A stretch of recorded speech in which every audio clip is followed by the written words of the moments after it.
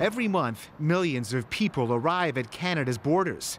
Each traveler is usually processed in about 30 seconds. CBC News has learned most aren't fully screened. Jean-Pierre Fortin is head of the union representing border agents. He says in many cases, agents have no idea who they're dealing with. Should Canadians be surprised at this? I think they should be surprised, and they should be also concerned. When you arrive at a Canadian border crossing, your passport is scanned through a lookout system. It contains details about immigration violators and lost or stolen passports.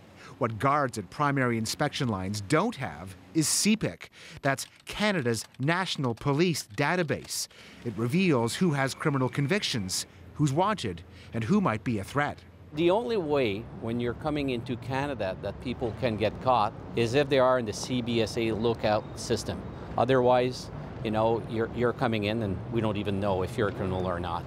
Unless you raise suspicions or are randomly sent for secondary screening, he says you won't be run through CPIC. There are potential consequences, as we learned when we first told you this woman's story earlier this year. She said she was sexually assaulted almost a decade ago by a Nigerian priest who left Canada before police laid charges. She was assured if the man ever tried to come back, he'd be stopped at the border. Warrants for his arrest are on CPIC, but he got back in anyway. He basically came into Canada with his criminal charges outstanding and nobody even looked at him. That was in 2013. Not only was he let in, he left Canada a few days later, untouched by authorities. I don't understand, again, how if they're trying to spend all this money on terrorism and that again, they can't catch a simple priest who was wanted. Border agents say they're under pressure to keep people and products moving so they don't get primary access to CPIC. But American border guards do, and they use it to screen travelers there. Canadians have a right to ask how an individual charged with sexual assault was allowed into Canada.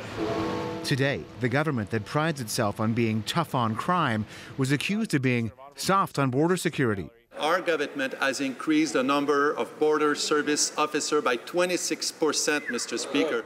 The government has earmarked an extra $1 million for border security, but there are no plans, say agents, to put CPIC at primary inspection lines. Neither the government nor the CBSA would tell us how many people are getting into Canada each year that would have been flagged by CPIC. John Lancaster, CBC News, Toronto.